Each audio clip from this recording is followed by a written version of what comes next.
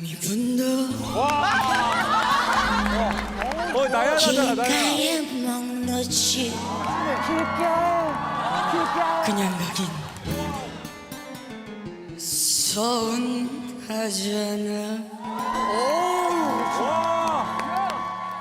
나 한 잔 자네 한 잔 권코니 형님 라이벌 아니에요? 한 번은 내 세상도 오겠지. 아자 내가 어때서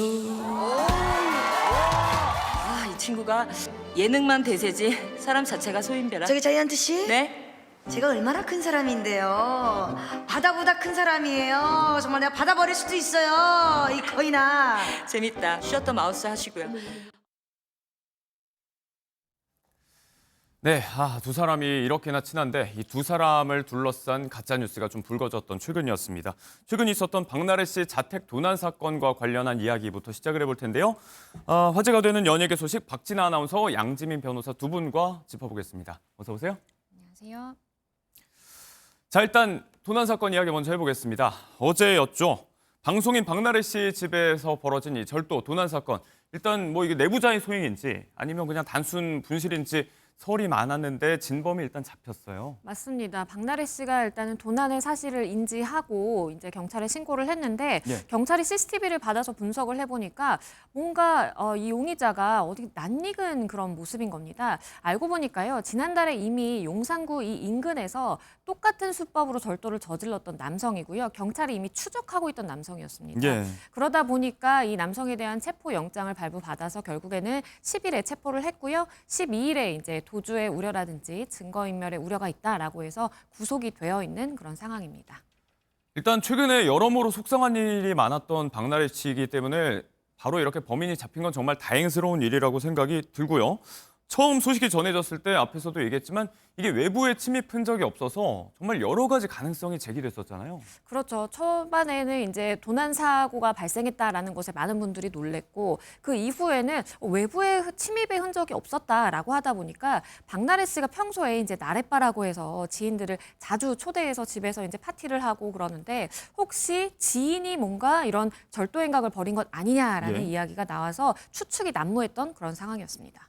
이렇게 설이 많다 보니까 말씀대로 추측의 여지가 많았고 그래서 그럴까요? 온라인상에서 가짜 뉴스가 많이 퍼지기도 했는데 좀 황당한 이야기도 있었어요. 그렇죠. 뭐 최근에 이제 연예인들의 SNS를 이제 조합을 해서 최근 나래바를 방문한 연예인이 누구누구다. 그 중에서 가장 절친이라고 볼 수 있는 이 장도연 씨가 아마도 범인일 것이다라고 이렇게 추측이 무성한 그런 내용들이 있었어요. 예. 그러다 보니까 박나래 씨도 굉장히 좀 마음고생을 하고 장도연 씨 역시나 본인이 아님에도 불구하고 억울한 이런 루머가 퍼지다 보니까 굉장히 좀 소가리를 했다라고 전해집니다. 이 설 자체가 진짜 듣고서 믿어야 하나 싶은 사람들이 많았을 것 같은 게 두 사람이 평소에 워낙에 너무 친하잖아요. 맞습니다. 무명 때부터 의지하던 사이가 장도연 씨라고 박나래 씨는 밝힌 바 있는데요. 몇 해 전 박나래 씨 할아버지께서 돌아가셨을 때도 네. 이 목포에 12시간 가까이 와서 빈소를 지켜준 적이 오. 있다면서 먼 발걸음을 가장 먼저 해준 사람이라고 칭한 바 있습니다. 방송계에선 이 두 사람이 가장 절친한 사이다라고 알려져 있죠. 말하는 거 보니까 박나래 씨 본인이 직접 해명하기에는 둘이서 이제 죽을 때는 같이 묻어달라, 합장을 해달라 이게 합의가 됐다는 얘기까지 할 정도로 정말 친했던 두 사람인데 아무튼 믿기 힘든 가짜 뉴스가 좀 횡행했던 최근이었습니다. 사실 이번 일로 가장 힘들었던 게 박나래 씨일 텐데 최근에 심경을 좀 전했어요. 이제 좀 힘든 일들 다 털어내고 추스르고 다시 스케줄 좀 복귀한다고 밝혔죠? 그렇습니다. 지난 14일에 이제 MBC 예능 프로그램이 이제 진행이 된 바 있었어요. 과연 이 절도 사건이 있은 이후에 첫 녹화다 보니까 이 자리에서 박나래 씨가 이제 사건과 관련해서 어떤 이야기를 할 것인가 이 부분도 굉장히 주목이 됐는데요. 그런데 이제 프로그램 관계자라든지 아니면 소속사에서는 뭐 이렇게 즐거운 일이 아니기 때문에 네. 별도의 이제 언급은 하지 않을 것이다라고 밝혔고요. 이 일로 인해서 굉장히 좀 마음고생을 했다고 해요. 왜냐하면 일단 일단은 누군가가 우리 집에 침입을 해서 이렇게 절도 행각을 벌였다라는 것 자체가 굉장히 좀 두렵고 공포감이 들 만한 일이잖아요. 그렇기 때문에 일단은 1차적으로 속상했고 2차적으로는 가장 친한 절친한 사람인 장도연 씨가 이렇게 네티즌들로부터 의심을 받는 상황이다 보니까 이 부분에 대해서 많이 좀 마음을 썼다라고 전했습니다. 그럴 것 같습니다. 가짜뉴스 이야기 조금 더 해보자면 이게 이렇게 황당무계한 이야기가 어디서 이렇게 많이 퍼지나 싶을 텐데 유튜브 이런 데 가보면 자극적인 썸네일로 또 이렇게 포장을 해서 말도 안 되는 이야기 같은데 너무 그럴듯하게 잘 만들어 놓으니까 이게 진짠가 하고 믿게 되는 일이 많거든요. 연예계의 피해 사례가 적지 않죠. 맞습니다. 앞서 사실 박나래 씨의 이런 절도 사건이 있기 전에는요. 박나래 씨와 방송인 전현무 씨와의 결혼설이 돌기도 했는데요. 네. 이 부분이 방송에서 해명처럼 언급되기도 했습니다.